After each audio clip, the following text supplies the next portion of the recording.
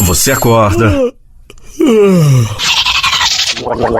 você faz um café e a primeira coisa que você quer é uma boa notícia. Aquela dada com credibilidade e imparcialidade. Então, tá feito. Café com Notícia. Trazendo as primeiras e principais notícias do dia. Café com Notícia. Bom dia, bom dia. Desperte para esse novo dia. Em 5 segundos, Café com Notícia.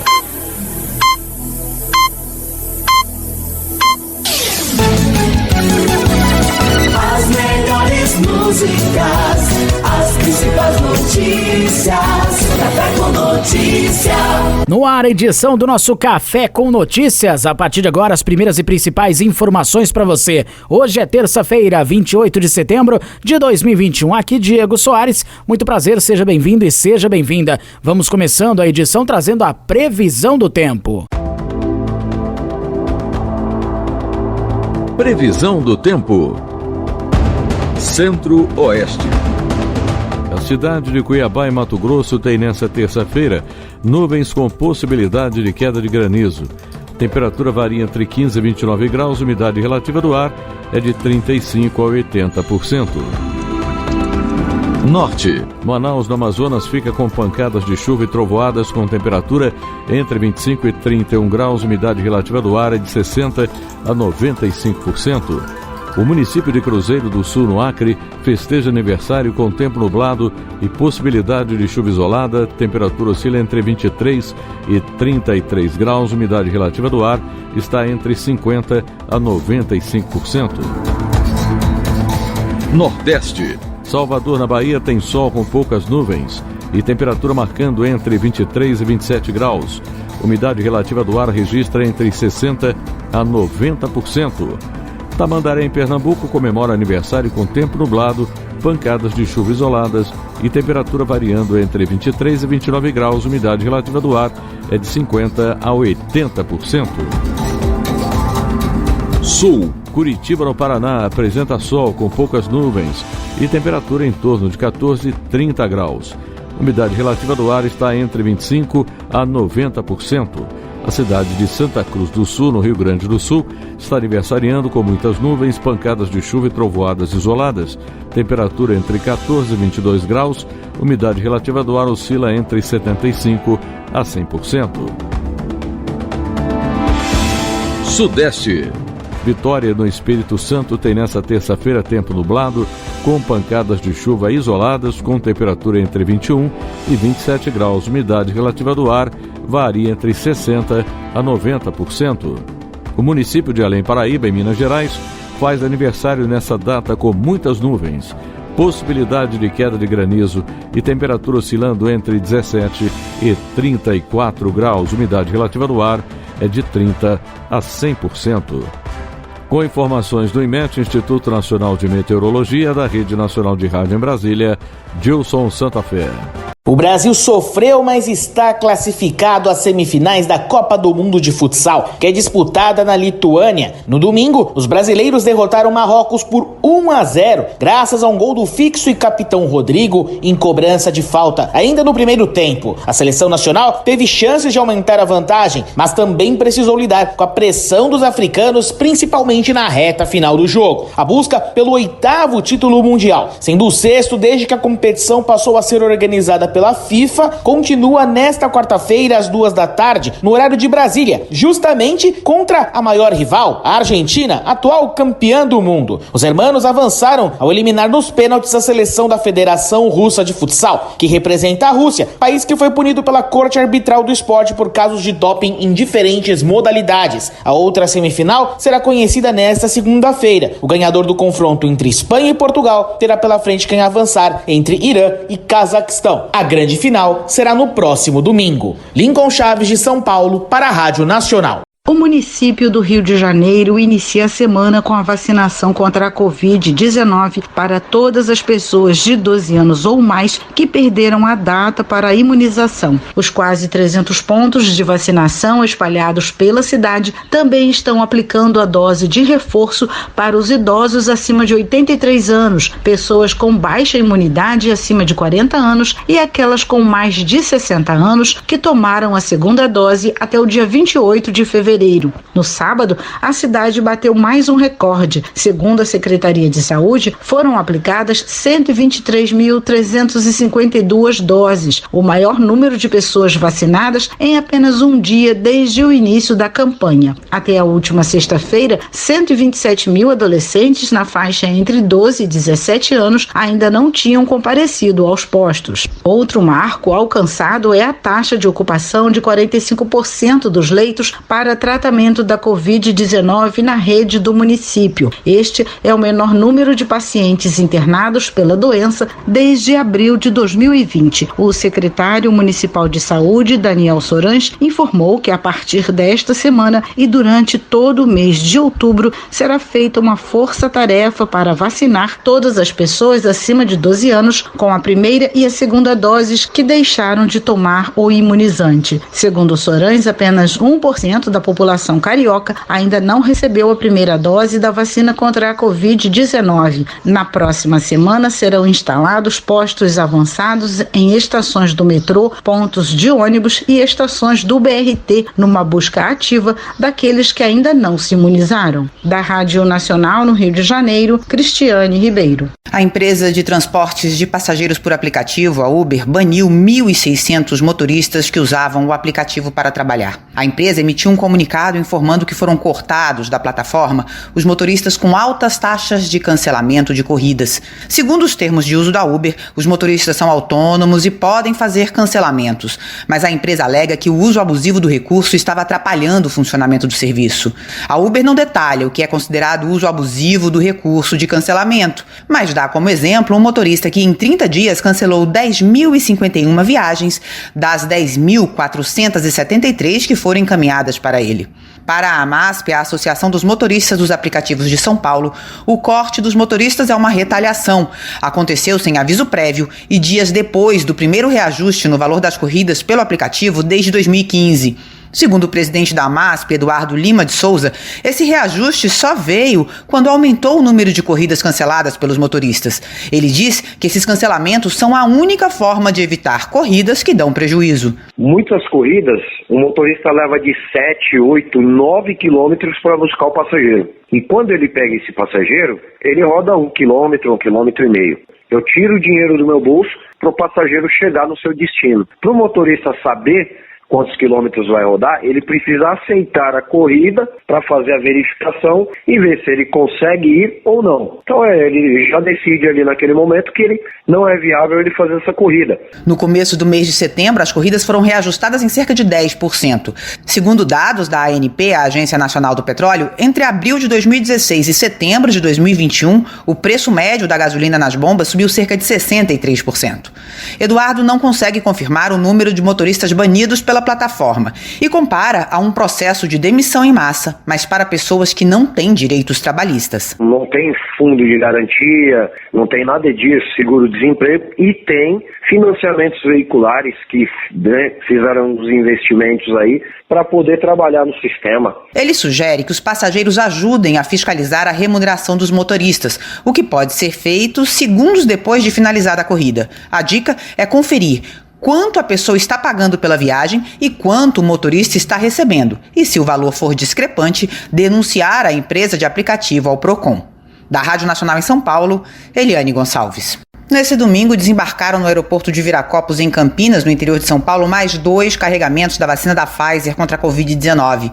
Os voos vindos de Miami, nos Estados Unidos, trouxeram quase 2.300.000 doses da vacina. Com isso, chegou a 89 milhões o número de doses entregues no contrato com o Ministério da Saúde, que prevê a entrega de 100 milhões de doses até o dia 30 de setembro. Para conseguir cumprir o contrato, o laboratório precisa entregar mais 11 milhões de doses até a próxima quinta-feira. Além desse, um segundo contrato firmado com o Ministério da Saúde prevê a entrega de outros 100 milhões de doses da Pfizer entre outubro e dezembro deste ano. Na sexta-feira, a Fiocruz, que produz a vacina da Oxford e AstraZeneca, entregou mais 4,5 milhões de doses para o Ministério da Saúde. Com isso, chegou a 101 milhões de doses do imunizante já entregues ao Programa Nacional de Imunizações. Segundo o Ministério da Saúde, nos próximos dias os estados vão receber 1.100.000 doses do imunizante, que devem ser usados como segunda dose para completar o esquema vacinal de quem usou a AstraZeneca como primeira dose. Já o Butantan precisa repor até a próxima quinta-feira as doses da vacina Coronavac, que integram os lotes que a Anvisa mandou recolher por terem sido vacinas envasadas em uma fábrica na China que não foi certificada pela agência. Ao todo, 12 milhões de doses foram suspensas. Da Rádio Nacional em São Paulo, Eliane Gonçalves. Café com Notícias faz intervalo e volta já pra você, não sai daí. Café com Notícia. Café com Notícia. Deputados votaram nesta segunda-feira, durante sessão do Congresso Nacional, pela derrubada do veto do presidente Jair Bolsonaro ao projeto que suspende despejos durante a pandemia. O veto ainda será analisado pelos senadores em uma segunda etapa da sessão. Cumprindo um acordo entre partidos que envolveu também outras matérias, os parlamentares apoiaram a derrubada do veto com folga no placar. Foram 435 votos pela derrubada e apenas 6 pela manutenção. A análise dos vetos presidenciais é feita durante sessão do Congresso, que costuma ser conjunta, com deputados e senadores presentes. No entanto, em razão da pandemia do novo coronavírus, as reuniões dos parlamentares estão sendo realizadas separadamente. A proposta vetada pelo presidente em agosto prevê a suspensão dos despejos para imóveis urbanos que servissem de moradia ou representassem área produtiva pelo trabalho individual ou familiar até 31 de dezembro deste ano. A medida não vale para ocupações feitas após 31 de março de 2021. O projeto também proíbe medidas preparatórias ou negociações para efetivar a remoção durante a pandemia. Além disso, o texto suspende até o fim deste ano a concessão de liminares, decisões provisórias para desocupação de imóvel urbano nas ações de despejo, desde que o locatário justifique que, devido à pandemia, houve perda financeira que o impede de pagar o aluguel. O Brasil tem aproximadamente 53.200 pessoas na fila de espera por um transplante de órgão. Dessas, 31 mil aguardam um rim e 19 mil esperam por uma córnea. Para mudar esse quadro, o Ministério da Saúde lançou nesta segunda-feira, Dia Nacional da Doação de Órgãos, uma campanha para estimular as pessoas a conversarem com os familiares sobre o desejo de doar. Por lei, a palavra final para a doação é sempre da família. Segundo os dados apresentados na cerimônia, em 2021, 2.800 famílias tiveram que tomar essa decisão. 38% disseram não, mas 62% disseram sim. Por causa da pandemia, houve uma queda nos números de transplantes, principalmente nos de córnea. Caíram de 7.000 operações em 2019 para 3.900 em 2020. A coordenadora do Sistema Nacional de Transplantes, Arlene Badoc, disse que o preparo dos profissionais que acolhem as famílias nos hospitais é fundamental para reduzir as recusas de doação. Ela citou o caso do Paraná, que tem uma taxa de 23%, menor que a do Brasil. Se nós conseguirmos atingir esse índice, nós já teremos aí mais 500 doadores.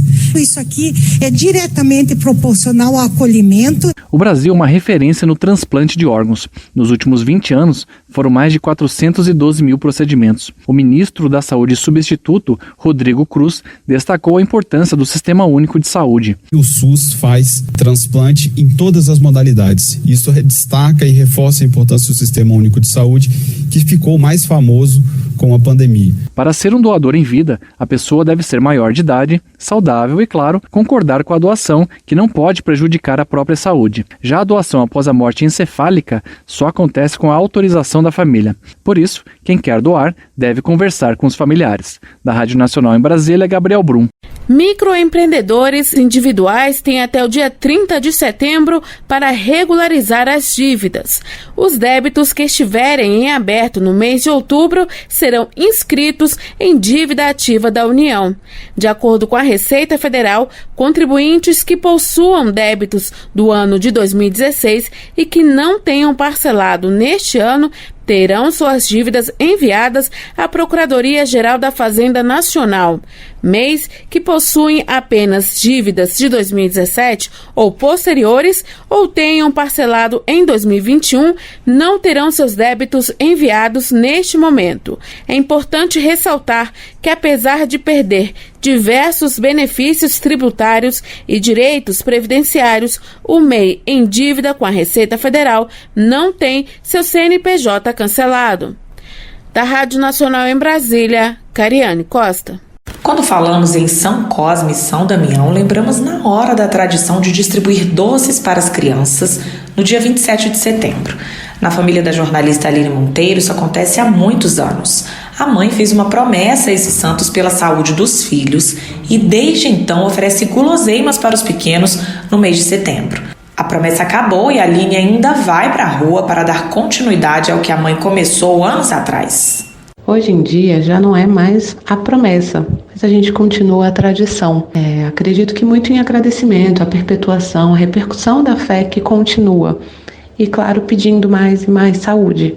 Mas você sabe como começou esse hábito? Ou até mesmo quem foram esses santos para quem tantas pessoas fazem promessas? O professor Aguinaldo Cuoco, Portugal, do Departamento de Filosofia da Universidade de Brasília, explicou que na religião católica, Cosme e Damião eram 2 irmãos gêmeos, considerados como curandeiros, médicos na comunidade onde viviam. Para o catolicismo, não havia nenhuma ligação entre os irmãos e as crianças ou a distribuição de doces. Essa prática veio da associação que os escravos fizeram de Cosme e Damião a orixás da Umbanda e do Candomblé, os Ibejis, filhos gêmeos de Xangô e Iansã. O professor explicou que, como havia muita repressão na época da escravidão no Brasil aos cultos africanos, os negros precisavam adorar as suas divindades, sempre associando a algum santo católico. E foi isso que aconteceu com São Cosme e São Damião.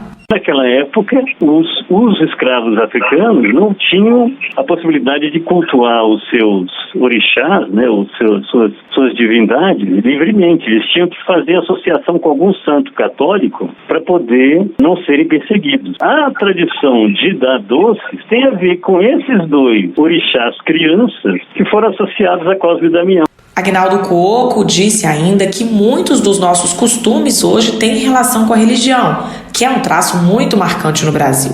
Locais sagrados, festas e tradições estão sempre muito ligadas a uma história religiosa. A religião tem um papel de raiz ou de fonte de vários elementos da cultura. Permite você marcar os dias, por exemplo. Esse dia é especial porque está ligado a tal coisa, ou os lugares. Tal lugar é especial, é um templo, é uma catedral, é um terreiro, uma casa de santos. Então a religião, na verdade, ela está ligada à cultura de diversas maneiras. Em 1969, a religião católica alterou o dia de São Cosme e São Damião para o dia 26 de setembro, para não chocar com a data que se celebra São Vicente de Paulo. Mas, pela tradição, a maioria das pessoas ainda comemora no dia 27. Da Rádio Nacional em Brasília, Beatriz Albuquerque. O Detran de São Paulo anulou mais de 126 mil processos de suspensão de carteira de habilitação por excesso de multas e pontos. Esse cancelamento inclui os motoristas que têm mais de 20 pontos na CNH e que não se enquadram no que estipula o novo Código Brasileiro de Trânsito, em vigor desde o dia 12 de abril deste ano. Até março de 2021, o limite da pontuação para infrações que geravam a suspensão da CNH era de 20 pontos. Com as mudanças estabelecidas pelo novo código, passaram para 20 pontos no período de 12 meses com 2 ou mais infrações gravíssimas, 30 pontos com uma infração gravíssima e 40 pontos sem nenhuma infração gravíssima ou se o condutor exercer atividade remunerada. O motorista, nessas condições, deverá receber comunicado via correio sobre a decisão. Os motoristas que ainda não receberam a carta encaminhada pelo Detran de São Paulo podem consultar o andamento por meio dos canais digitais detran.sp.gov.br. Da TV Brasil, em São Paulo, para a Rádio Nacional, Dima Soldi. Café com Notícias, vamos ao intervalo e volto já. Café com Notícia. Café com Notícia. Em solenidade alusiva aos 1000 dias do seu governo, o presidente Jair Bolsonaro afirmou que os problemas econômicos enfrentados na sua gestão, sobretudo a inflação do preço dos combustíveis, são uma realidade mundial e não acontecem por maldade. O presidente, entretanto, citou que nada está tão ruim que não possa piorar. Bolsonaro participou com diversos ministros do lançamento do programa Crédito Caixa Tem, que planeja conceder empréstimos de R$300 a R$1.000 para quem tem conta no aplicativo da Caixa usado para distribuir o auxílio emergencial. Mas nós temos o percurso, temos muitos obstáculos, são intransponíveis? Não, mas depende de entendimento de cada um. Alguém acha que eu não queria a gasolina a R$4 ou menos? O dólar a 4,50 ou menos? Não é maldade da nossa parte, é uma realidade. E tem um ditado que diz: nada está tão ruim que não possa piorar. Não queremos isso porque temos o coração aberto. E tem uma passagem bíblica que diz: nada temeis, nem mesmo a morte, a não ser a morte eterna, disse o presidente.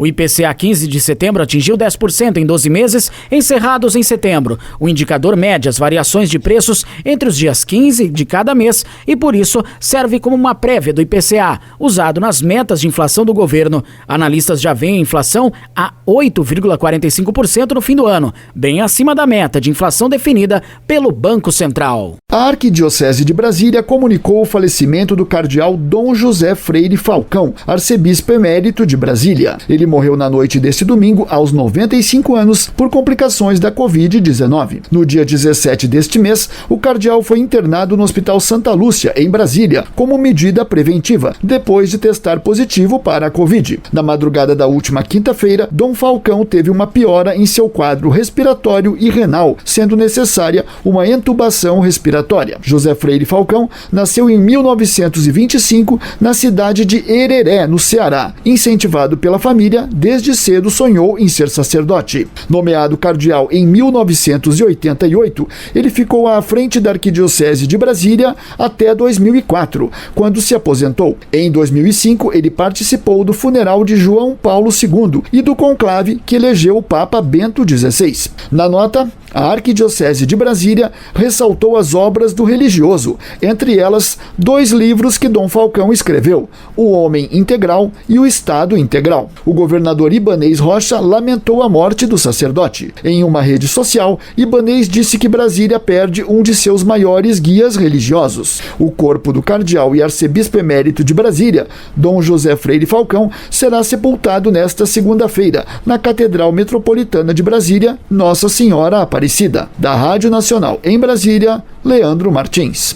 Uma mulher foi condenada por feminicídio no Distrito Federal por ter colocado fogo na companheira em setembro de 2019. Vanessa Pereira de Souza matou Tatiana Luz da Costa Faria e a pena é de 18 anos e 9 meses de prisão em regime inicial fechado. Tatiana teve 90% do corpo queimado e não resistiu aos ferimentos. Essa é uma das primeiras condenações de uma mulher por feminicídio. Os promotores do caso argumentaram que o objetivo da lei do feminicídio é manter as mulheres seguras nos relacionamentos afetivos, independente do gênero do agressor ou da orientação sexual da vítima. Esse entendimento foi seguido pelos jurados, que acataram os agravantes de feminicídio, motivo fútil e emprego de fogo. O crime ocorreu após Vanessa não aceitar o fim do relacionamento. Ainda cabe recurso. Para a consultora legislativa aposentada Cleide Lemos, que trabalhou na elaboração da lei do feminicídio e hoje atua na campanha do Levante Feminista contra o feminicídio, o homicídio da Tatiana revela que o machismo não é uma condição restrita aos homens. Mesmo na relação homoafetiva, a mulher pode ser tratada como objeto, como propriedade. E isso decorre, obviamente, do fato de que o machismo é uma questão estrutural, é uma questão que nos constitui, mulheres e homens. A socióloga e especialista em violência contra mulheres, Vânia Pazinato, acredita que este caso trará repercussões para o combate ao feminicídio no país. Ele vai ser aí paradigmático para a discussão sobre o que é feminicídio e começar a quebrar um pouco aquelas caixinhas, né, de que só determinadas mortes é que seriam consideradas como feminicídio e olhar para outros contextos, outras relações. A lei do feminicídio foi sancionada em 2015 e aumenta a pena para homicídios cometidos contra a mulher motivados por razões da condição do sexo feminino, que é quando o crime envolve violência doméstica e familiar ou menosprezo e discriminação à condição de mulher. O Conselho Nacional de Justiça registra uma média de quase 1.800 novos casos de feminicídios ao ano que chegam à Justiça brasileira. Da Rádio Nacional em Brasília, Lucas Por Deus Leon. Os trabalhos da CPI da pandemia vão ser retomados nesta terça-feira, com o depoimento da advogada Bruna Morato, representante dos médicos que trabalharam na Prevent Senior e elaboraram um dossiê entregue à comissão. No documento, há denúncias sobre o tratamento da empresa aos pacientes com Covid-19, inclusive com a alteração de prontuários. O requerimento de convocação de Morato foi apresentado pelo senador Humberto Costa, do PT de Pernambuco. A comissão apura se a operadora usou remédios de eficácia duvidosa em pacientes da rede hospitalizados com Covid. Os senadores também querem saber se a Prevent Senior realizou experimentos com pacientes sem autorização das famílias e da CONEP, Comissão Nacional de Ética em Pesquisa. Na quarta-feira passada, quando a CPI ouviu o diretor executivo da operadora, Pedro Benedito Batista Júnior, senadores apontaram relatos de mensagens apresentadas por médicos que trabalharam na empresa de saúde, que indicariam alteração em prontuários em casos de óbitos pela Covid. Para a reunião de quarta-feira, está confirmada a ida do empresário Luciano Hang, dono das lojas Avan. Já o depoimento de quinta-feira ainda não está definido. Pode ser Márcio Nunes, ex-diretor do Instituto Evandro Chagas do Pará, que foi afastado a partir das operações Parasita e Hospedeiro, ou o secretário de Saúde de São Paulo, Jean Gorstein, da Rádio Nacional em Brasília, Leandro Martins. A procura pela vacinação da gripe está menor neste ano. Segundo dados do Ministério da Saúde, até agora, a imunização chegou a 79% do público-alvo, que inclui idosos, crianças, gestantes, indígenas e trabalhadores da saúde. No ano passado, o alcance foi de 96%. A campanha começou em abril e estava prevista para encerrar em agosto, já que são os meses mais frios no Brasil, e é quando a gripe costuma atingir mais pessoas. Mas neste ano foi ampliada em 2 meses e aberta para a população em geral. A expectativa é vacinar mais de 79 milhões de pessoas. E para isso, os postos de saúde têm 80 milhões de doses disponíveis. Por enquanto, pouco mais de 62 milhões de pessoas foram imunizadas contra a gripe este ano, o que representa uma queda de quase 20% em relação a 2020. A previsão é encerrar a campanha na próxima quinta-feira, dia 30. O médico infectologista Julival Ribeiro, da Sociedade Brasileira de Infectologia, comenta sobre os fatores que acredita serem responsáveis pela procura menor da vacina da gripe em 2021. Além do problema do medo de sair para não pegar a Covid, durante a pandemia ocorreram muitas fake news, muito boatos falando mal da vacina da Covid, o que não é verdade, que tanto a vacina da gripe quanto a vacina da Covid são vacinas eficazes. O investimento do Ministério da Saúde em publicidade para a campanha da vacina da gripe neste ano foi de 18 milhões de reais, maior do que no ano passado, quando foram destinados 16 milhões de reais. Da Rádio Nacional em Brasília, Leandro Martins. Um dos setores que mais sofreu com a pandemia de Covid foi o turismo. Com a necessidade de distanciamento social e outras medidas sanitárias, desde março do ano passado, excursões foram canceladas e viagens suspensas. A consequência disso foi o fechamento de agências, crise no setor hoteleiro e prejuízos, que, segundo a Confederação Nacional do Comércio de Bens, Serviços e Turismo, ultrapassam 370 bilhões de reais. Mas, aos poucos, o setor do turismo vem ensaiando a recuperação. Segundo dados da ABAV, Associação Brasileira de Agências de Viagem, a expectativa é fechar 2021 com quase 70% do faturamento que tinha em 2019. Naquele ano, foram registradas 95 milhões de viagens no país.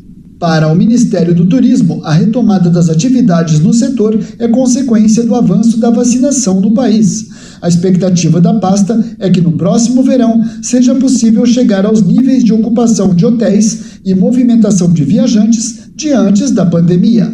Manuel Linhares, presidente da Associação Brasileira da Indústria de Hotéis, comenta a situação da hotelaria no país. A Covid-19 foi devastadora para o turismo. No caso da hotelaria, nós ficamos na pandemia em torno de 80% de hotéis fechados no Brasil. Logo que chegarmos aos 80% da vacinação, nós vamos ter um turismo muito forte, porque o turismo é a maior indústria desse país. A reação hoteleira já começou e nos meses de junho e julho deste ano, as hospedagens registraram alta de quase 20% na ocupação de quartos. Paulo Franz, que tem uma pousada no sul da Bahia, está otimista para o verão que está chegando. Para a temporada 2021-2022, temos já praticamente lotação antecipada, né? Já estamos fazendo as reservas para essa próxima estação. Aqui a tendência, portanto, é de crescimento. E se o movimento cresce nos hotéis, aumentam também as contratações. Segundo dados do CAGED, o Cadastro Geral de Empregados e Desempregados, depois de demissões em massa durante a pandemia, os hotéis contrataram 25% a mais no último mês de julho. As viagens de avião também estão voltando ao patamar pré-pandemia. Dados da ANAC, a Agência Nacional de Aviação Civil, apontam um crescimento de 38% no número de passageiros transportados em julho. Da Rádio Nacional, em Brasília, Leandro Martins. Café com Notícias, e daqui a pouquinho tem muito mais. Se liga aí. Café com Notícia. Café com Notícia. Já estamos de volta com mais Café com Notícias e as informações. As notícias falsas sempre existiram, mas de uns tempos para cá elas ganharam um outro nome: fake news. Além disso, com os avanços da tecnologia, se tornaram mais convincentes e ficou difícil não acreditar. Imagine para uma pessoa com mais de 60 anos que não tem a mesma familiaridade com o mundo digital que os mais jovens. Pensando nos idosos, a USP, Universidade de São Paulo, está oferecendo gratuitamente o curso Fake News, Reconhecimento e Atitudes para Fazer a Diferença.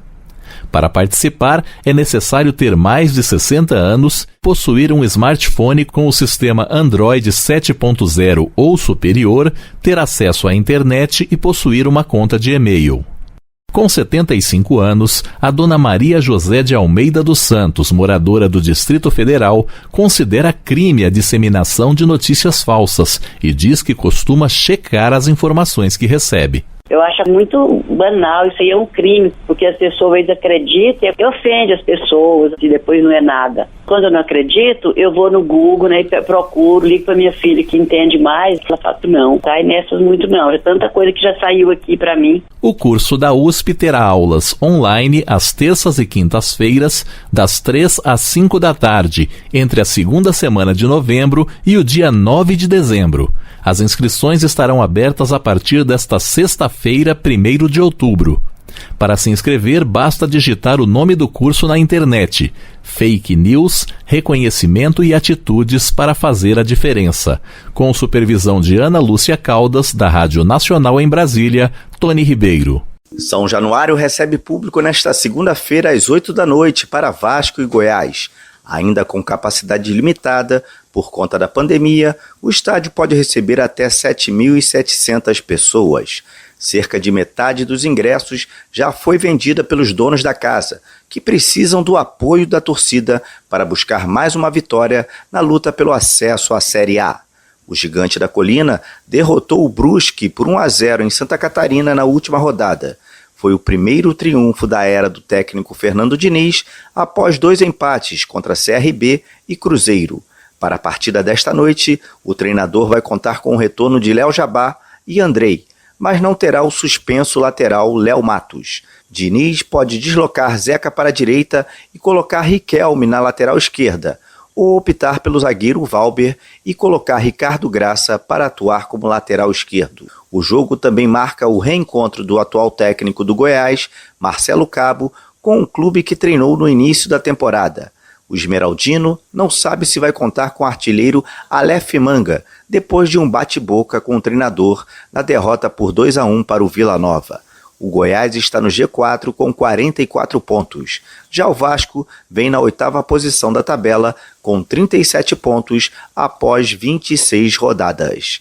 Da Rádio Nacional, Rodrigo Ricardo. A partir desta segunda-feira, trabalhadores informais que receberam auxílio emergencial por meio do Caixa Tem, nascidos em janeiro e fevereiro, podem pedir empréstimo de até R$1.000 pelo aplicativo de celular. A novidade foi anunciada durante a cerimônia de lançamento do Crédito Caixa Tem no Palácio do Planalto, em Brasília, em comemoração pelos 1000 dias de governo do presidente Jair Bolsonaro. Em casa de quarentena por causa da Covid, o presidente da Caixa Econômica Federal, Pedro Guimarães, participou do evento por meio de vídeo. Segundo ele, os beneficiários do auxílio emergencial não conseguem crédito bancário porque não podem comprovar renda. Por isso, acabavam tomando empréstimos de agiotas com altas taxas de juros. Será o primeiro crédito bancário de dezenas de milhões de pessoas. Nós poderemos aumentar esse crédito e reduzir os juros a partir do momento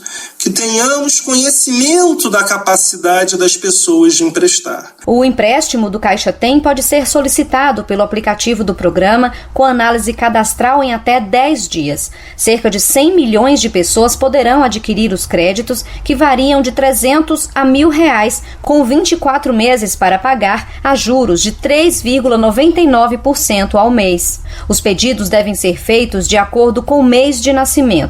E a partir de agora, os nascidos em janeiro e fevereiro já podem solicitar o crédito.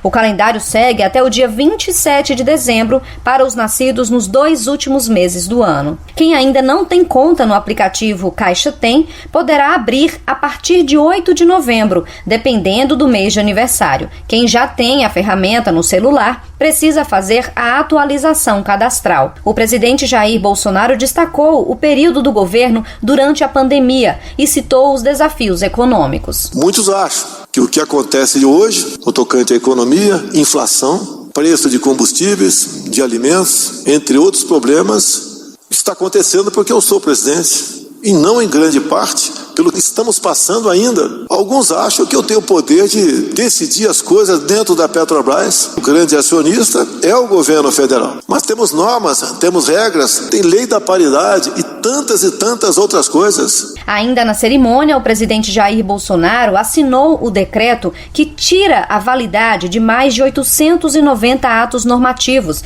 editados desde 1943, totalizando 5.000 decretos revogados desde o início deste governo. Também foram lembradas iniciativas, ações e políticas públicas do governo federal desde o início da gestão do presidente Bolsonaro. Por exemplo, mais de 68 milhões de pessoas que receberam o auxílio emergencial em 2020. O balanço com as principais ações do governo está disponível no site gov.br. Da Rádio Nacional em Brasília, Sayonara Moreno. O garoto piauiense João Hélio, de apenas 11 anos de idade, foi selecionado para expor suas pinturas no Museu do Louvre, em Paris, um dos mais importantes do mundo. João, que é da cidade de Esperantina, tem síndrome de Down, mas pinta desde que era bebê. A mãe, dona Helenilza, conta que João sempre preferiu o lápis de cor em vez de brinquedos. Com o passar do tempo, trocou o lápis por pincéis e teve o trabalho reconhecido pela primeira vez ao participar de uma exposição em Teresina aos 8 anos de idade. Helenilza entende que o filho usa a pintura como forma de se sentir incluído na sociedade. O trabalho do João Hélio, ele está sendo reconhecido não é só no Brasil, na Itália, México. Na verdade, a arte na vida dele é uma forma dele ser expressado, ele pôr para fora o que ele sente, né? Uma forma de inclusão, dele se sentir incluso na sociedade, das pessoas olharem para ele de outra forma. João Hélio foi convidado a participar da exposição O Carrossel do Louvre, mas a realização deste sonho esbarra na falta de recursos financeiros. Por isso, a família resolveu pedir ajuda. Uma vaquinha virtual está arrecadando dinheiro para ajudar o garoto e a mãe com as despesas da viagem, prevista para abril de 2022.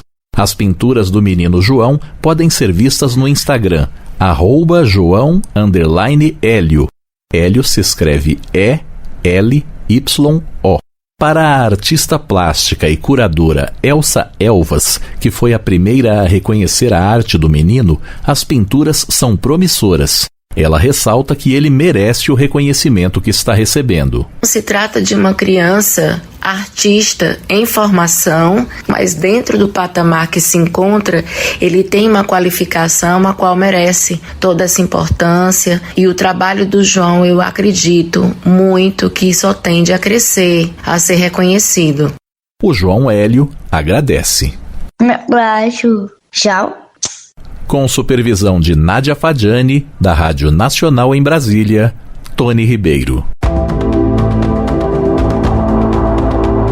Previsão do tempo. Centro-Oeste. A cidade de Cuiabá, em Mato Grosso, tem nesta terça-feira nuvens com possibilidade de queda de granizo. Temperatura varia entre 15 e 29 graus, umidade relativa do ar é de 35% a 80%. Norte. Manaus, no Amazonas, fica com pancadas de chuva e trovoadas com temperatura entre 25 e 31 graus, umidade relativa do ar é de 60% a 95%. O município de Cruzeiro do Sul, no Acre, festeja aniversário com tempo nublado e possibilidade de chuva isolada. Temperatura oscila entre 23 e 33 graus, umidade relativa do ar está entre 50% a 95%. Nordeste. Salvador, na Bahia, tem sol com poucas nuvens e temperatura marcando entre 23 e 27 graus. Umidade relativa do ar registra entre 60% a 90%. Tamandaré, em Pernambuco, comemora aniversário com tempo nublado, pancadas de chuva isoladas e temperatura variando entre 23 e 29 graus. Umidade relativa do ar é de 50% a 80%. Sul. Curitiba, no Paraná, apresenta sol com poucas nuvens e temperatura em torno de 14 e 30 graus. Umidade relativa do ar está entre 25% a 90%. A cidade de Santa Cruz do Sul, no Rio Grande do Sul, está aniversariando com muitas nuvens, pancadas de chuva e trovoadas isoladas. Temperatura entre 14 e 22 graus. Umidade relativa do ar oscila entre 75% a 100%. Sudeste. Vitória, no Espírito Santo, tem nesta terça-feira tempo nublado, com pancadas de chuva isoladas, com temperatura entre 21 e 27 graus. Umidade relativa do ar varia entre 60% a 90%. O município de Além Paraíba, em Minas Gerais, faz aniversário nessa data com muitas nuvens, possibilidade de queda de granizo e temperatura oscilando entre 17 e 34 graus. Umidade relativa do ar é de 30% a 100%. Com informações do IMET, Instituto Nacional de Meteorologia, da Rede Nacional de Rádio em Brasília, Gilson Santa Fé. Previsão do tempo na Rede Nacional de Rádio. Café com Notícias. E amanhã, quarta-feira, estaremos juntos novamente para mais uma edição. Forte abraço a todos, fiquem bem e até amanhã. Café com Notícias.